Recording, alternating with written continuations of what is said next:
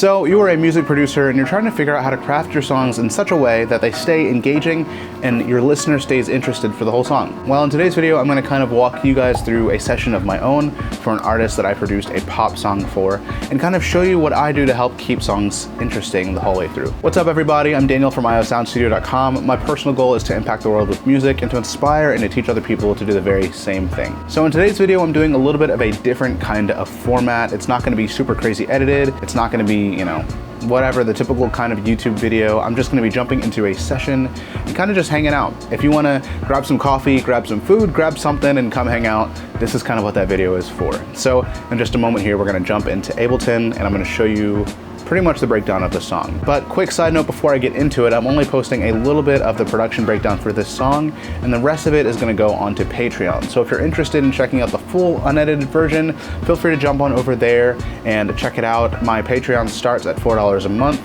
and you can kind of see some of the content that I post there. So I hope to see you there. Hope you join the family, but let's go ahead and jump into it. All right, so from the very, very beginning of the song, let's go ahead and check it out, starting from the intro and kind of walking sequentially through the first chorus. Actually, I'm gonna skip the first chorus and I'm gonna go to the second chorus because that part's just a little bit more interesting. So let's go ahead and jump in from the very top.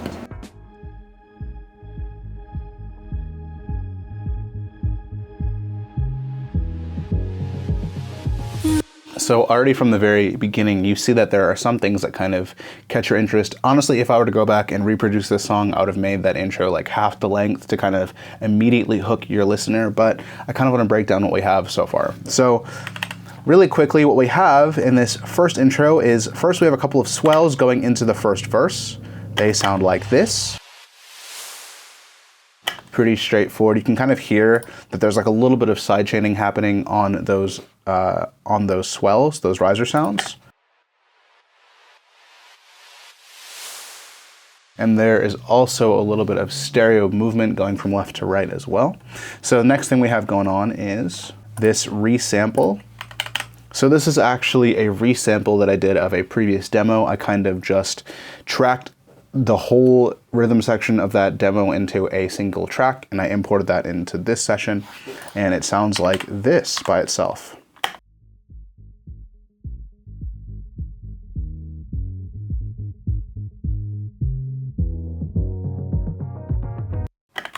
And it cuts off and goes into the first verse. We also have these bits of ambience as well. They are going through a little bit of processing down here, as you can see, but let's go ahead and play those and then I'll quickly walk through the processing.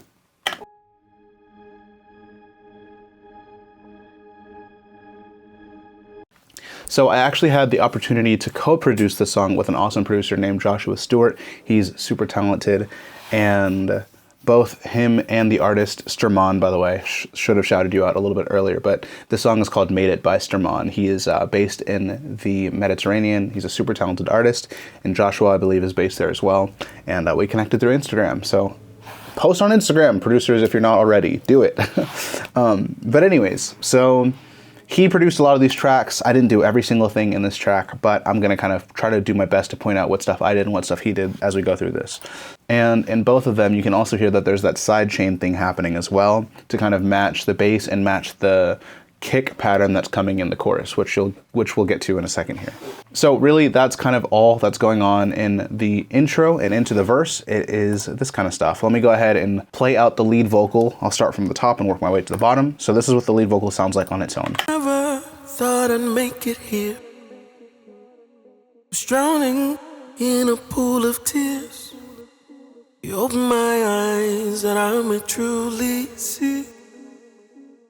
And so, just to kind of very, very quickly run over my vocal process for this particular song, I first put both of the lead vocal tracks, or there's two lead vocal tracks. I ran them both quickly through Melodyne and tuned them there, and then I put them in a group, as you can see here, and I just ran kind of minimal processing on this vocal. We have a EQ cutting out a little bit of 344. We have Silk Vocal by Waves.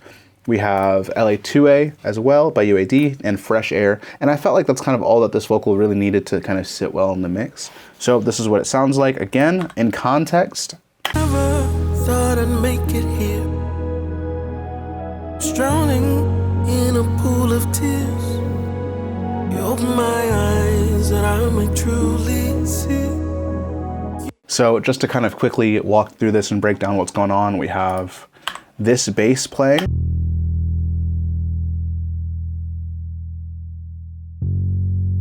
Those long, pretty sustained notes, doing nothing crazy, but kind of just anchoring the overall melody in those root notes.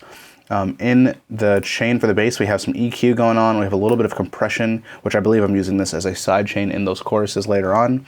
And then I have it running through Decapitator, which just adds that beef and that warmth to the sound as well. Makes it a lot fuller, and also makes it so that you can hear the bass both on, professional grade monitors as well as your phone. So quick mixing tip, if you want your bass to translate better even to smaller speakers, put a little bit of distortion or saturation on it so that it cuts through a little bit more. So moving on, we have more synths going on in this verse as well.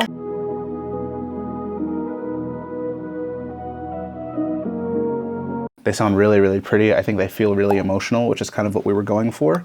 So two of these are mine. I believe one is Joshua's. This first one is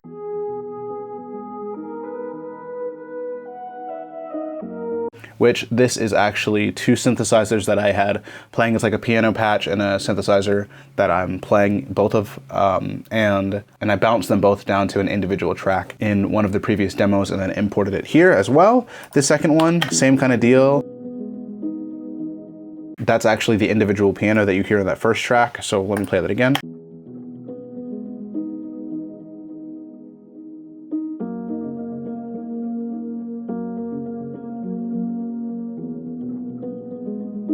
Super pretty, super ambient. And here's the next one that Joshua played, I believe.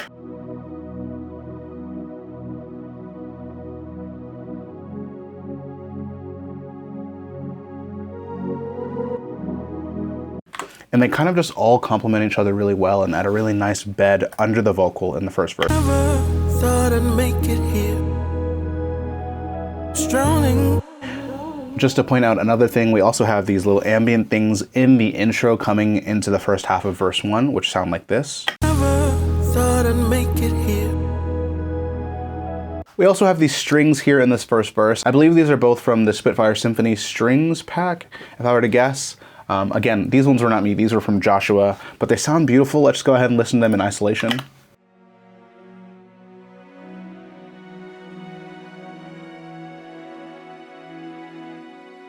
Super pretty. In the context, they sound like this.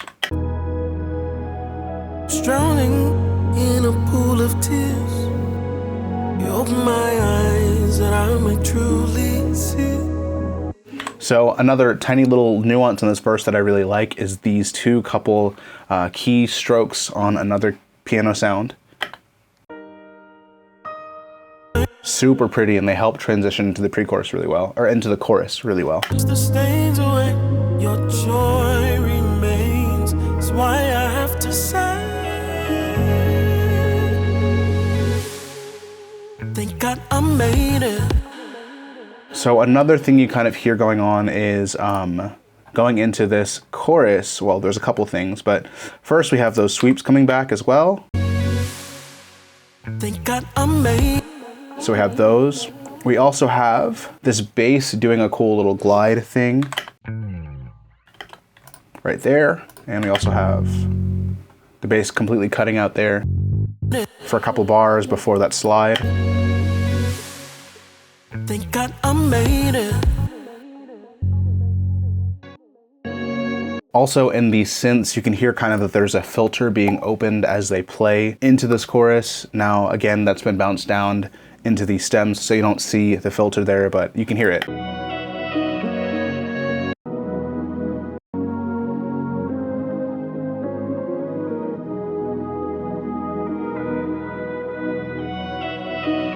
And that kind of just helps build anticipation for the chorus to drop in just a moment. So I'm gonna skip this first chorus and go into the second chorus because frankly, I think the second chorus is a bit more interesting, which by the way, is a quick tip for arrangement. You don't wanna give everything away in the first chorus. You kind of wanna strip some things out of the first chorus to make it interesting and make it obviously a chorus as opposed to the verse, but you don't want to give away everything. You want to save that and let it kind of build as the song goes. So typically first chorus will still sound like the chorus, but it'll be more stripped down. The second chorus will be more produced out, and then the third chorus will be like where all of the big energy typically is in like a pop song.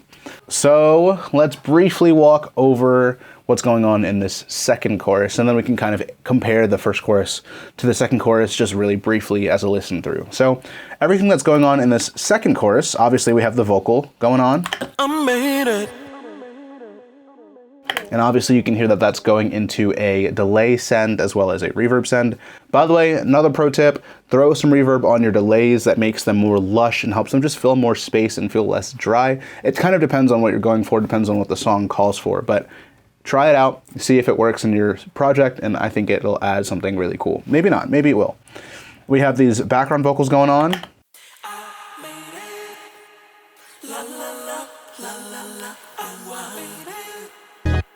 So within the vocal chain for those background vocals, really fast, there's an EQ going on, there's a CLA 76 from Waves, there's some OTT happening, which by the way, that hissing thing is from the OTT. Kind of annoying, but it really helps get them to cut through.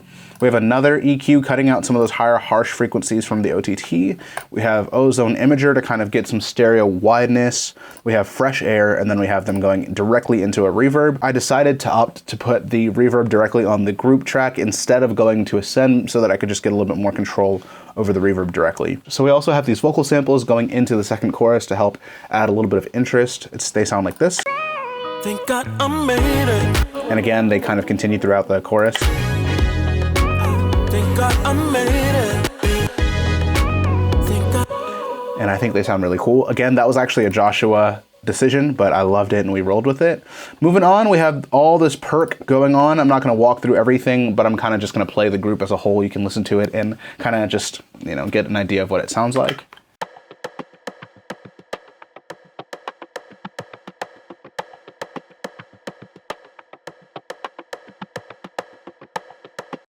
So those two perk loops, I believe they're from Splice, are doing the majority of the heavy lifting there. Thank God I made it.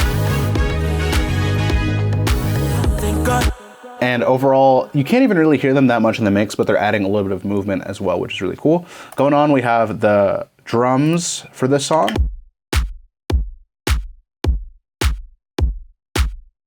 Which really simple, kind of like a disco grounded type of feel, but we have two kicks going on. We have this one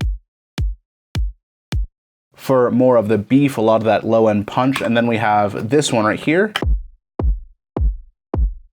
Actually, I got that backwards. We have this one for a bit of that low end punch, and then we have this second one for a bit of that mid-range punch. So that's what the two sound like on their own, and then together they sound like this.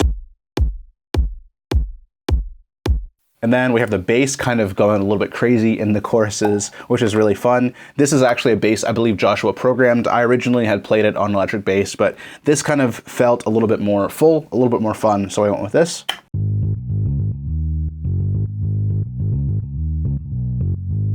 And then we have all of these horns going on. These are also Joshua's idea. They sound really cool. So here's what they sound like on their own.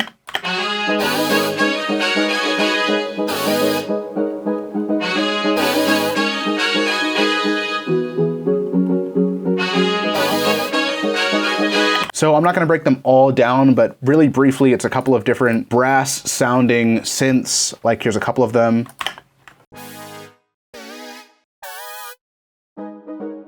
And then you have kind of that melodic line playing underneath the whole thing, which is really cool. That came from the original demo of Sturman kind of just singing what he wanted the motif of the song to kind of sound like. So that's kind of where that came from. Then you have this, just being doubled as well down here by these two guys. Super fun. All of these, again, I'm pretty sure these were all just played on the keyboard. They sound MIDI instruments to me, but they sound pretty cool. And then we have that all underneath or over top of this pad right here.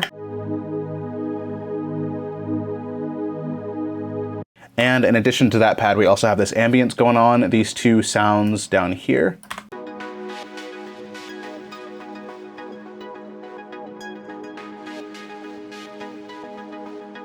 Additionally to that, we have this electric keyboard kind of playing underneath all of those things as well. And we have this electric guitar that I played in a previous demo, and that ended up here into this version of the song. Just a little something rhythmic and melodic still to kind of help drive that movement forward. So overall, with all of those elements together, the chorus sounds like this. Made it. Thank God I made it. Thank God I made it. Thank God I made it. Thank God I made it. Made it. I made it. So overall, really, to just kind of get the song to stay interesting the whole way through, it's really a combination of using a bunch of different sounds working together to create a big, lush, full thing going on, and to keep a lot of that movement. As you could tell, there's like an electric guitar plucking, there's a couple of different brass instruments playing different melodies that contribute to the overall melody of the top line vocal. There's also the percussion that's kind of keeping some of that movement, and then you have the bass line that's being sidechained to that hard-hitting kick drum, and all these things kind of working together help this chorus to stay interesting. Now, to quickly compare that chorus to the first chorus, and I'll actually show it to you in the third chorus really quickly as well, in very brief overview, but just to kind of get an idea of how these choruses evolve throughout the song, this is what the first one sounds like. Thank God I made it. Thank God I made it.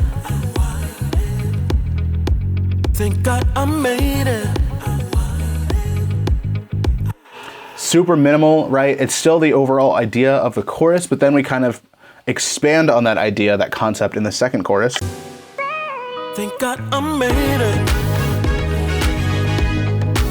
Thank God I made it. Thank God I made it. So everybody, that is everything that I have for you today. Thank you so much for stopping by and checking out this production breakdown of a song called Made It by Sturman. Check it out on Spotify. It just came out not too long ago. It sounds really cool. He's a super talented guy, got a great voice, Christian artist, all that kind of deal. He's rocking it, he's killing it. But I will see you very soon with a new video. And if you want to check out the full production breakdown for this particular song, you can check it out on my Patreon. So again, thank you so much for stopping by, and I will see you very soon with a new video.